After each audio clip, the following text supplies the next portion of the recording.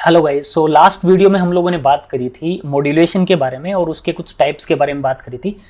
आज इस वीडियो में हम लोग जो सबसे पहला टाइप था FHSS, इसके बारे में बात करेंगे। It stand for frequency hopping spread spectrum.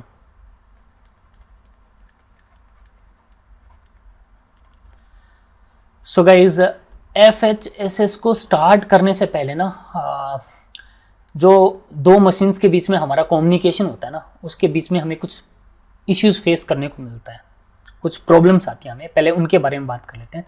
पहली प्रॉब्लम है इंटरफेरेंस की और दूसरी प्रॉब्लम है स्पाइंग की। तो इंटरफेरेंस क्या है, स्पाइंग क्या है, सबसे पहले इनके बारे में बात कर लेते हैं, फिर हम लोग आते हैं FHSS के ऊपर, राइट। सो लेट्स सपोज हमारे पास में यहाँ पे दो कंप्यूटर हैं और ये दो कंप्यूटर एक दूसरे से कम्युनिकेट कर रहे हैं, ठीक है, एक फ्रीक्वेंसी पे। सो लेट्स सपोज यहाँ पे कोई थर्ड पर्सन आया, इसको पता चल गया ये जो दोनों कंप्यूटर है वो जो कम्युनिकेट कर रहे हैं वो किस फ्रीक्वेंसी पे कम्युनिकेट कर रहे हैं, इसकी इंफॉर्मेशन इस यूजर को मिल गई, इस थर्ड पर्सन को मिल गई। तो ये थर्ड पर्सन क्या करेगा, ये थर्ड पर्सन इस इंफॉर्मेशन के बीच में हो सकता है ये जो फ्रीक्वेंसी है इसके बीच में कुछ नॉइजी डेटा भेज दे, राइट। और ये दोनों कंप्यूटर हैं, इनको एक दूसरे को corrupted information, corrupted data receive हो, ठीक है। या फिर दोनों कंप्यूटर एक दूसरे से कम्युनिकेट कर रहे हैं, ये स्पाई कर सकता है, मतलब ये इंफॉर्मेशन सारी रीड कर सकता है कि किस टाइप का कम्युनिकेशन हो रहा है, किस टाइप का ये डेटा सेंड कर रहा है। और ये जो थर्ड पर्सन है वो हमारे लिए प्रॉब्लम भी क्रिएट कर सकता है। ये ऐसा इश्यू क्यों हमें फेस करने को मिल रहा है, बिकॉज ये जो दोनों कंप्यूटर एक दूसरे से बात करें ना, तो जो फ्रीक्वेंसी यूज हो रही है वो सेम फ्रीक्वेंसी यूज हो रही है, ठीक है। लेट्स सपोज पिछले 1 आवर से ये दोनों यूजर कम्युनिकेट कर रहे हैं एक दूसरे से और एक ही फ्रीक्वेंसी पे कम्युनिकेट कर रहे हैं। अब एक ही फ्रीक्वेंसी पे कम्युनिकेट कर रहे हैं तो ऑब्वियसली कोई भी थर्ड पर्सन आएगा, उसको पता चला कि इस फ्रीक्वेंसी पे दोनों कंप्यूटर एक दूसरे से बात कर रहे हैं, कम्युनिकेट कर रहे हैं, ये क्या कर सकता है, ये इन्फॉर्मेशन को करप्ट भी कर सकता है, उस फ्रीक्वेंसी पे जो भी डेटा जा रहा है नॉइजी डेटा भेज के, राइट। या फिर इस इंफॉर्मेशन को चुरा भी सकता है और उसका मिस यूज भी कर सकता है, राइट। तो ये हमें प्रॉब्लम फेस करने को मिलती है इंटरफेरेंस की और स्पाइंग की। अब कुछ ऐसा हो जाए कि जो हमारी फ्रीक्वेंसी यूज कर रहे हैं दोनों कंप्यूटर, ये टाइम टू टाइम एक टाइम पीरियड के बाद में, लेट्स सपोज कुछ टाइम के लिए फ्रीक्वेंसी 1 पे डेटा सेंड करेंगे, कुछ टाइम के बाद में फ्रीक्वेंसी नंबर 2 पे डेटा ट्रांसमिट करेंगे, कुछ टाइम के बाद में फ्रीक्वेंसी नंबर 3 पे डेटा ट्रांसमिट करेंगे। तो इस यूजर को तो पता नहीं चलेगा ना कि ये जो दोनों कंप्यूटर है वो एक टाइम पीरियड के बाद में फ्रीक्वेंसी चेंज कर रहे हैं, और जरूरी नहीं है कि इसी सीक्वेंस में फ्रीक्वेंसी चेंज करें।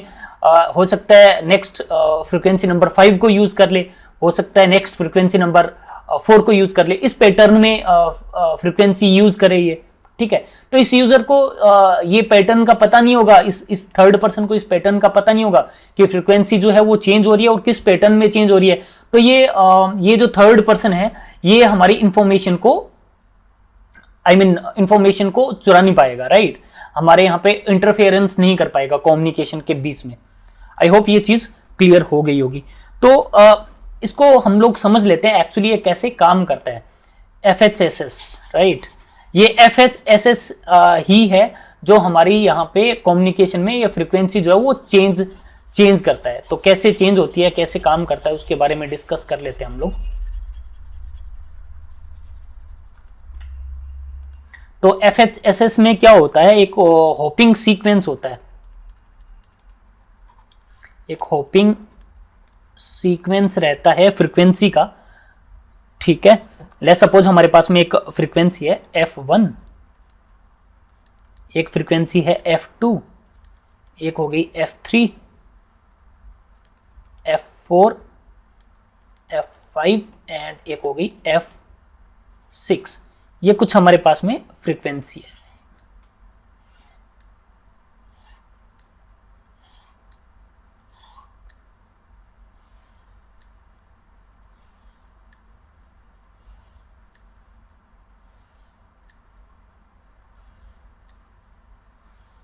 ओके, तो ये हमारे पास में कुछ फ्रीक्वेंसीज हैं। तो होगा क्या, एक ना यहाँ पे पैटर्न होगा, एक पैटर्न बनेगा। लेट्स सपोज एक पैटर्न बन गया, F2 फ्रीक्वेंसी यूज होगी, देन एक टाइम पीरियड के बाद में फ्रीक्वेंसी नंबर F1 यूज होगी, फिर उसके बाद में फ्रीक्वेंसी नंबर F4 यूज होगी, उसके बाद में फ्रीक्वेंसी नंबर F5 यूज होगी। ठीक है, इस तरह से फ्रीक्वेंसी यूज होगी। तो अब यूजर क्या करेगा, यूजर जो डेटा दो जो हमारे कंप्यूटर है, दोनों कंप्यूटर जब आपस में एक दूसरे से कम्युनिकेट करेंगे, तो लेट्स सपोज एक हमारा ये कंप्यूटर था, इसको मैं हटा देता हूं। एक कंप्यूटर यहाँ पे हमारा ये हो गया, एक कंप्यूटर हमारा ये हो गया, दो कंप्यूटर हो गए हमारे। ये पहले एक फिक्स्ड फ्रीक्वेंसी पे कम्युनिकेट कर रहे थे, बट अब होगा क्या, अब एक ये प्री डिफाइंड पैटर्न है हमारा ये, अब ये प्री डिफाइंड पैटर्न यूज होगा। मतलब इस कंप्यूटर ने दूसरे कंप्यूटर को डेटा भेजना है, तो सबसे पहले ये क्या यूज करेगा, फ्रीक्वेंसी 2 पे डेटा ट्रांसमिट करता रहेगा सामने वाले कंप्यूटर को।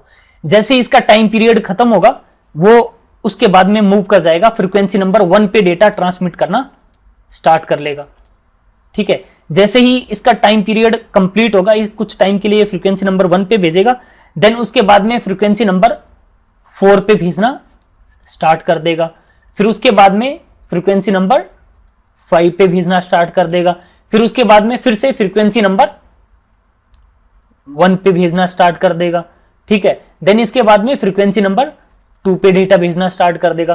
तो इस तरह से होगा क्या, एक टाइम पीरियड के बाद में जो हमारी प्री डिफाइंड पैटर्न जो बना है फ्रीक्वेंसी का होपिंग सीक्वेंस, उसके अकॉर्डिंग ये क्या करने वाला है, फ्रीक्वेंसी पे डेटा फॉरवर्ड करने वाला है। मतलब ये एक फ्रीक्वेंसी से पहले फ्रीक्वेंसी नंबर 2 से इसने जंप किया, फ्रीक्वेंसी नंबर 1 पे आ गया, फिर फ्रीक्वेंसी नंबर 1 से इसने जंप करके फ्रीक्वेंसी नंबर 4 पे आया, 4 से फिर वापस जंप करके किस पे चला गया, फ्रीक्वेंसी नंबर 5 पे डेटा ट्रांसमिट करना स्टार्ट कर दिया, फिर ये डायरेक्टली जंप कर गया वापस से किस पे, फ्रीक्वेंसी नंबर 1 पे डेटा ट्रांसमिट करना स्टार्ट कर दिया, और फिर फ्रीक्वेंसी नंबर 2 पे डेटा ट्रांसमिट करना स्टार्ट कर दिया। ठीक है, तो इसी सीक्वेंस में, इसी होपिंग सीक्वेंस में क्या करेगा, फ्रीक्वेंसी पे दोनों यूजर जो है वो एक दूसरे से कम्युनिकेट करेंगे।